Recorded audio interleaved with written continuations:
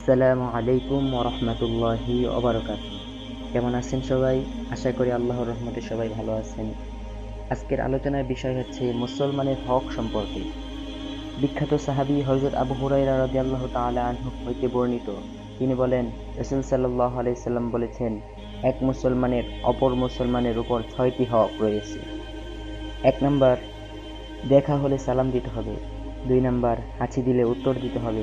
3 number, রোগ আক্রান্ত হলে তাকে দেখতে যেতে হবে। 4 নাম্বার, ডাকলে সাড়া দিতে হবে। কোনো দাওয়াত দিলে, কোনো কাজে আহ্বান করলে যেতে হবে। 5 নাম্বার, মারা গেলে জানাজায় উপস্থিত হতে হবে। 6 নাম্বার, উপস্থিত অনুপস্থিত সর্ব অবস্থায় তার জন্য মঙ্গল কামনা করতে হবে, তার জন্য ভালো দোয়া করতে হবে। কোনো মুসলমানের গীবত করা যাবে না। আপনি মুসলমান আরেক মুসলমানের গীবত করেন, তাহলে তার হক নষ্ট করছেন। কারো গীবত করা যাবে না, তার জন্য দোয়া করতে হবে সর্বাবস্থায়।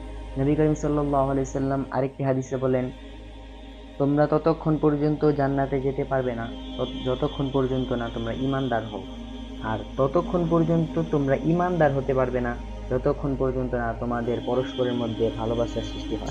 মুসলমান ভাই এক ভাই আরেক ভাইয়ের মধ্যে যতক্ষণ পর্যন্ত ভালোবাসা মহাব্বত সৃষ্টি না হয় ততক্ষণ পর্যন্ত তোমরা জান্নাতে যেতে পারবে না।